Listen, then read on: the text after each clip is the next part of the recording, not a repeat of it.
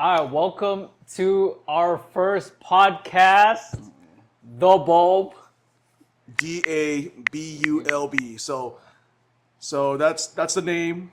We just came up with it yesterday, so we'll talk about it later. Yes. But let's start things off.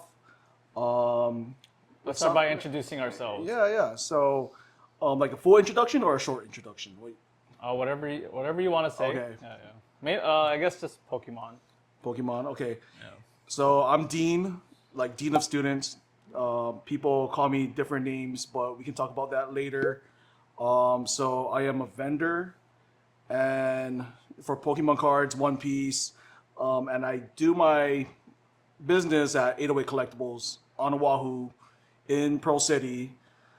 If you're here, if you live here in Hawaii, so that's just keep it simple. And I'm a chill guy. Yeah. All right, so my name is Josh. I am an investor. So I started investing into Pokemon about a year ago now in October. And then I reconnected with Dean because he is the man about Pokemon. And yeah, now we started our whole journey about Pokemon collecting. I started vending recently as well. But yeah, now this is our journey. We're here to talk about Pokemon topics, hot topics. And also, like, in the future, we're gonna do like overall like collectibles in general, like TCG from figures and whatever you see over here. So we're gonna be talking about a lot of different things. Okay, all right. But let's start it off, Josh, like how we first met, so our audience will kind of know about our dynamic. Right. Yeah. So me and Dean, we met through Enterprise Rent-A-Car. If you ever went there before, if you ever had a damaged car. Sorry. Sorry. Yeah, that's how we started. We met. I got reconnected into. Well, me and Dean stayed friends. Yeah, we stayed friends. Past So Enterprise. that was like 2016, is when we started. 2015 is when we started like Enterprise, and we've been there for like couple years. Yeah, 3 to 5 years. Yeah, around that range.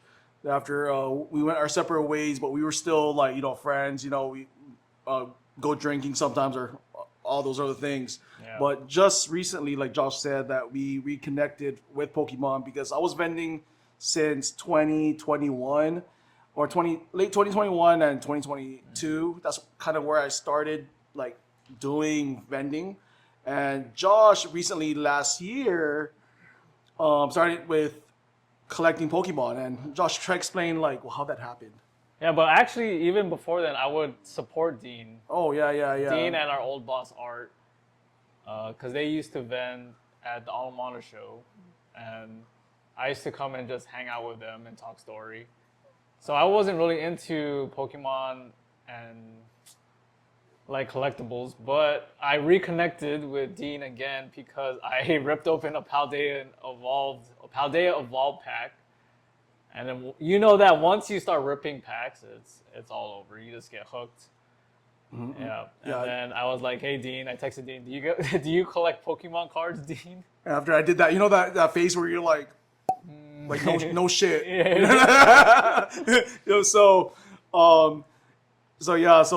Josh came like with us, but like before then, I know we're going back and forth, y'all, but that's how our personality is. Yeah. But how I first started is I got the opportunity to do collectibles and in general like Funkos, comics through Art. Art is like someone like a mentor to me, and he taught me about like the whole vending and how to handle with customers. And he also when he opened up shop in 2022 in April called 808 Collectibles, he allowed me to join him and sell my Pokemon cards and some of my items there, and it kind of taught me the whole idea of running a business. So Okay. Yeah. I like that. Well, I mean, when we worked at Enterprise, technically we were managers at Enterprise. Yeah, we were so managers. We ran our own business. yeah, we technically ran our own business, and also Art was our manager. So Yeah. there's so much like things that connect to each other, y'all. So I think we should talk about like today's market because that's something that a lot of people want to know. Like right now, Pokemon is peaking levels of a $5 promo. Now it's like a $50 promo. You know, so a lot of Okay, before we get into market talk, let's talk about Dean. Why do you think a lot of people are getting into Pokemon? Oh, that's a good question. Yeah, so like I got in when Surging Sparks released, which is like very recent. This is not like that's a very new thing. So why do you think there was such a resurgence of people coming into the Pokemon hobby? Like why do you think I joined? I feel like you joined because of your cousins that wanted you to join. And I think when you first opened that pack, you had a feeling of like, damn, I can pull something better. It was like a gambling. Yeah, it was a gambling feeling. But once you learn, like once you came to the shop and learned the little nuances about Pokemon cards, you learned about the investing aspect, which kind of hooked you on. Which a lot of people join just because they like investing. Right, right. And Well, yeah, but what do you think like the average person just like? Do you think Pokemon just got popular and people just started rushing in, or was there like? I feel like it's a accumulation because Pokemon came out with different generations, like Gen 1 to Gen like 9, and each generation is special to each person's age. So, for example, like someone in like that's like around my age, be like Gen 1 or Gen 2. Someone that is born like 10 years after me, they like black and white.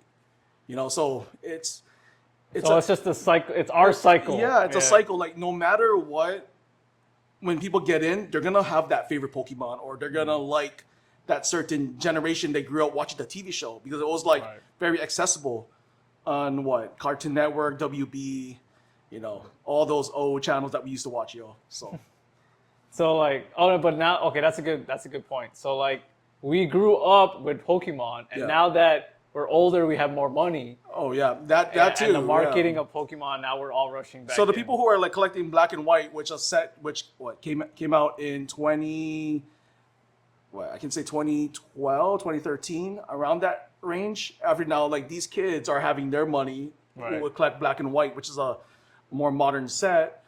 Now they're like spending their money like, oh yeah, like I have money now, so I can buy this set whenever I want to. Oh, that's a good aspect. Or people just like collecting just because of the art, you know? Like I know some people that like collect Pokemon. They didn't even watch Pokemon when they're younger, but they just love the artwork. So, yeah, like Dean said, we're just gonna go back and forth. But we did. Before that, we reconnected again because Dean called me up. He was like, "Hey, Josh, what are you doing?" And I was like, "Oh, I'm doing nothing. I'm chilling at home." He's like, let's go to Pro Ridge because I need someone to stand in line with. Oh yeah, so that big surge in this was like 20, like before COVID or during COVID, kind of around that time frame, and I was like, you know, getting Pokemon cards with my my other homie Brandon, which he's in Seattle, Washington. A shout out to Brandon. So like basically, me and him used to wait in line, he used to wait in line himself actually, and. This guy used to wait in line. He said, "Hey, Dean, are you gonna go for the next drop?" And I'll be like, "Oh man, dude, it's already like 1:00 at night. I'm not sure." What is the drop? What was the drop? I don't know, man. I think it was like randomly. Like it'll be like someone will know that a friend or family member from Target after they'll go the night before, wait in line after. Or what set was it?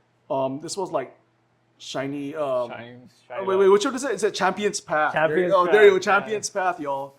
Shout out to Champion's Path. So that's a funny story. So yeah, going back to the story, Dean called me up and was like, "Josh, what are you doing?" So he's like, "Come to Pearls," and we waited at Minikube when it opened for a Champion's Path release. And this was before like you cared about Pokemon. You were just doing it just because you want to help out the homie, right? I bought one for my friend, one for your friend, and one for me. And then I ripped Champion's Path. I got nothing, and I was like, I didn't want to. Yeah, the gambling aspect. Yeah. But that was like before you got like hooked last year, right? So yeah. So then I meet Dean again. I learn a lot about what Dean is doing as a business and how Art is doing as what our old boss Art was doing as a business. And Dean and Art convinced me to start my own LLC and get my own business license. So that's how me and Dean reconnected. Mm-hmm.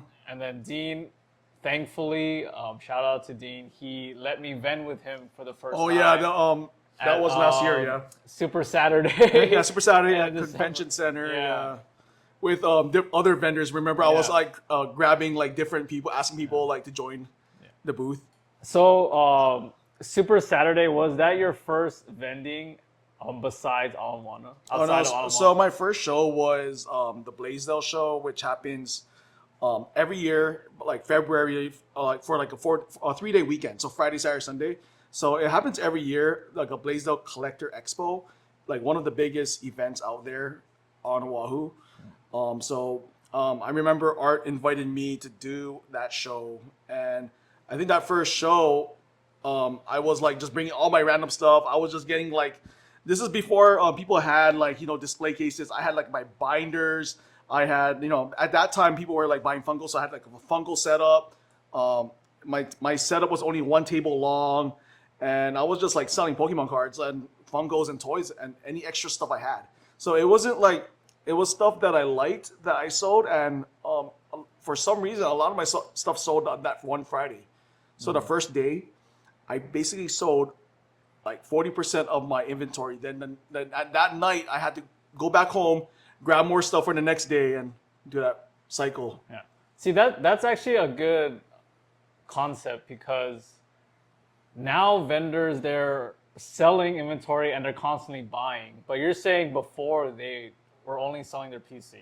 Yeah, Like, people were that's how it was. Like like there's some people that were like collecting like have boxes and selling to flip, but at that time frame when Pokemon was surging up and I got the opportunity to vend, it was from my personal collection. Yeah, but now, so like the vending experience changed, where a lot of people are just going to buy other people's collections to resell it. Yeah. Yeah. Mostly resell, or maybe they'll keep it for themselves, or they're gonna hold it for like the next 10 years because Right. it might be might explode. So like you said, a lot of investors are coming in. Yeah. Or a lot, not just investors. A lot of people are coming in. Kids are coming in. Investors are coming in. People with money now are coming in. They're reigniting their love People for Pokemon. that had other hobbies like that collected like heavy on Funko and shoes. Yeah. Are getting into the game. Let's be real. A lot of scalpers are seeing the money in Pokemon right now. Mm-hmm. Right. Or I don't really say like they're like, yeah, it's like you could say like people that use that word scalper, it's very subjective.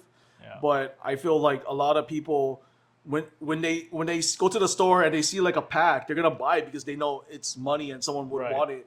So I feel like right now the market is so heavily on like the demand is hard to reach for everyone, because everyone wants like multiple copies, or a lot of resellers will just grab for themselves and like don't care about anyone else and just raise the prices, which I understand to a certain extent, but I feel like we should also like be courteous to the actual collectors out there, Right.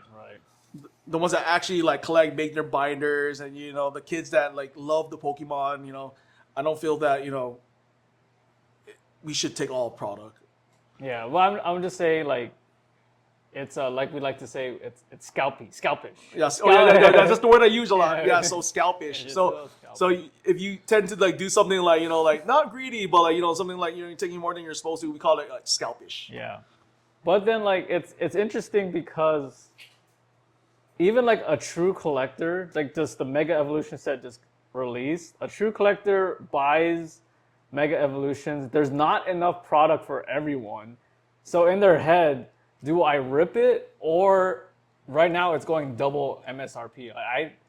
As a collector, they're like, there's no way, I gotta sell this. And that's why the people, the collectors, they go to actual shows, which regular vendors, and and they can buy those singles. Right, instead of like yeah. So like people they're not really ripping product. Yeah, you're not ripping Yeah. product, and like you're finding things at market. And now there's like a lot of apps that will help people, just in case if you see a price that's overpriced, they can like try to negotiate with the vendors that they go to for shows. So they have a lot of collectors have like tools now, not like before where you only use like TCG or eBay. Speaking of tools, this is our sponsor. No, we don't have no sponsor. So like you vended in 2020, TCG Player was 2021, 2022. So 2021, I was kind of getting into vending. After 2022 was my biggest show. Yeah. Was there a TCG Player back in the day, like 2020? Yeah, there was still TCG Okay. player. But it was like but a lot of people use more eBay. Oh, it was eBay sales before. Yeah, eBay was more accurate That because you makes can kind of generally see like what like the last resales from the most recent times and yeah. All right. So Dean has been technically Dean vends every day at 808 Collectibles. Um, what is like some of the fun or what do you enjoy about vending? Being an actual like brick and mortar and helping customers every day. I learned a lot from just like the typical customers I have. There's always that thing where like you want to give a deal, but at the same time you want to make sure that you make profit. So I always tell my customers that like I'll set a guideline where I'll be like, oh, this is the lowest I can go. I can't go anything below that. If you wanna negotiate any other prices, I suggest going to another shop. Or if you wanna like really want this card and not spend money, I love to do a trade. So So what actually like what separates you? oh, what's up? From Oh, other- this sounds like an other interview, shop. bro. Like I'm getting nervous now. I'm playing. So what separates me is for me like I like connecting with every customer I have. Sometimes I have to read the room and like if they don't want to be talked to, I don't really talk to them. But if they're willing to talk to me, I'm willing to understand what they like, what their interests are, even knowing when their birthday is. Like those little details. I feel that I want to treat this. Okay, try to imagine like your favorite bar or favorite store that you go to, and they know your name or they know your energy, and like it's always gonna be a good time. So I want to treat it like I don't know if you guys understand this. I know these people like watching are younger, but for those older guys that are over 21, you have that bar that you care about, and you go there, you guys talk story, and you guys have the same talk about your day, and you guys have that energy that kind of connects. I feel like I want a shop where that we all can connect, even though we walk different life, we have like we don't know each other, we can still connect by like Pokemon, One Piece, Marvel, whatever you're interested in. So Yeah, like no, honestly, the reason why, besides that we're friends, Dean, the reason why I think wait, we're friends? Nah, I don't have yeah, but besides us being friends, I think the reason why I enjoy going to your shop is because, like you said, a lot of stores really are missing the whole Pokemon community. Like a lot of stores really don't have that essence anymore. So a lot of people use Pokemon as an out to forget about life. And Yeah. when we go to Dean's store, like all the friends, all the homies, Yeah, we use it yeah. as an escape method yeah, away from our normal life. it's like, dude, I don't have like too much packs in the store, but people will bring their own packs just to open in the store. So it's like I think that speaks a lot. It's just like the energy that I try to provide is something that I want it to be like contagious. And I wanted to treat it like that good restaurant where like it's like you don't know where it is, but it's there. Oh, like the hole in the wall. Yeah, like the whole yeah. That's how I treat that's how I treat like Deanster Collectibles. Even though it's under like art, like 808 Collectibles, like I have my own little section that I rent. So Right. Oh, yeah, that's a good distinction. So 808 Collectibles is the store, and then Dean rents a small portion of the store where he sells his yeah, Pokemon cards. which I use that to like for all my like business and like like you do those. We can talk about that another day. But yeah, so I do all my business there, like selling, vending, and also like that's basically my area where I do all like my other things too. So All right. So we're gonna end the podcast with some pack rippings. oh yeah, right. Yeah. Here, this is how we're gonna cut. This is how we're gonna do it, Bro, y'all. what the? So we're gonna cut the pack in half. We're gonna cut it in half. Nah, I'm playing, y'all. So it's funny. This is Law's sword. So let me put it right here. All right, spoilers. Yeah, One Piece, y'all. All Okay, so I got some packs. Josh, you have any packs?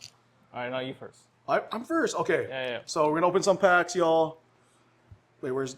Your camera's right.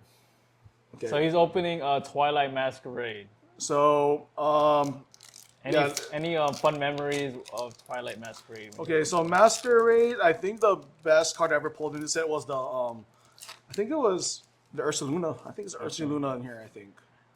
Another fun fact is Dean had like 5 Greninjas. No one wanted a Greninja, and now Yeah. he was selling it for like Yeah, cheap on their too. market, and then Now everyone's just crazy. You know what? It's crazy. I always tell people that, once something goes up, they willing to pay top tier. Is this reverse? Yeah. I think a Sunflora. Sick. Whoa, dude. IR, y'all. So I will put it right here. Yeah. All right, you got 2 more. Okay, so, man, Pokemon packs are so addicting. I always tell people I don't like opening packs, but deep down in my heart, I would love to open.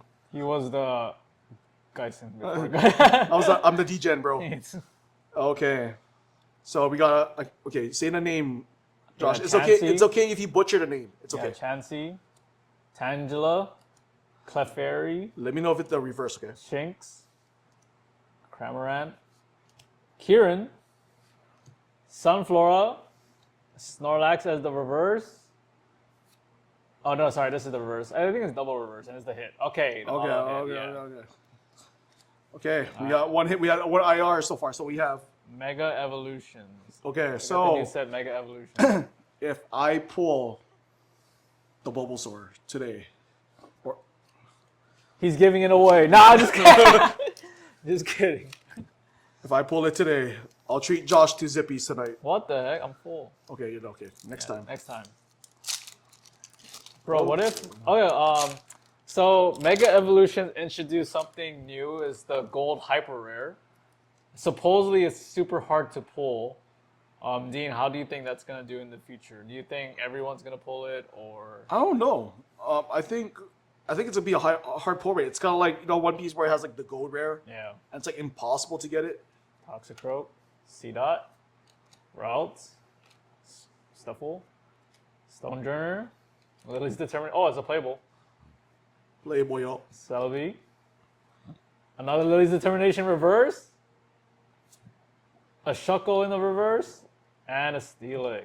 Oh, okay. Hey, bro, this is a good reverse, y'all. You have a lot of playables in this one. Okay. All right, and then to end it off, this is our first podcast. So I want to give Dean something for him to open. What? Yeah. I'm going to gift Dean to open on the, the no podcast, way, bro. the Cosmic Eclipse. Dude, bro, Booster. I'm being nervous, y'all. Fun fact about Cosmic Eclipse is when Stellar Crown came out, I pulled the hit, which is what is this? The Terapagos, which was $100. You can start opening it. Okay. And then Dean offered me 3 Cosmic Eclipse booster packs. Oh yeah, I remember that. I thought it was the worst trade ever.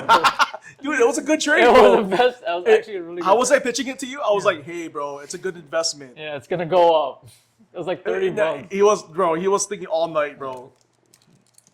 And I only took 1. Okay, what's the pack trick for this one? I think it's 4. Okay, I'm getting nervous, y'all.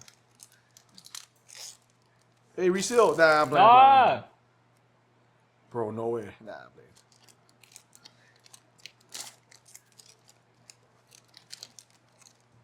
That'd be funny if we pulled the... Okay, I'm just gonna go straight up. Alright, go. Okay. Cosmog. Slugma. Whalmer. That's a funny one. Ponyard. That's the fire. Togedemaru. Drampa, and then the hit. Oh, it's a Volcanic EX. Hey, at least Hey. yeah, We got something. a $1 Yeah, card, we y'all. got something. Is it really $1? No, it's like 2. Alright. That's just But yeah, man, that was good pulls. But maybe you Yeah. can do some One Piece next time. I have a One Piece pack. Let's open it. It's open. Let's open it. It's for the channel, bro. Okay, y'all. One last pack. If I pull the manga,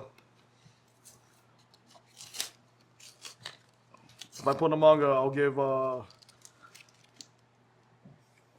editor $100. Hey, shout out to Chester. Yeah, shout out to Chester, who is our editor and our camera and lights guy, setting everything up. And our mental support guy. Okay. Okay, I don't want to see it. Okay. Okay. Oh. Okay. No. No leader. No leader. Baby 5. Spoiler. Don Quixote.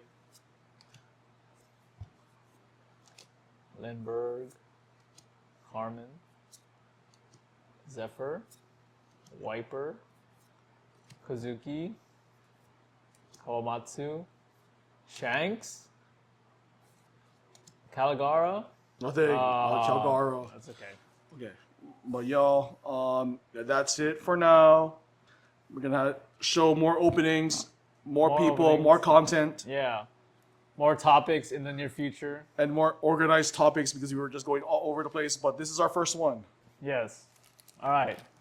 See you guys. It's like what's that? What's the show?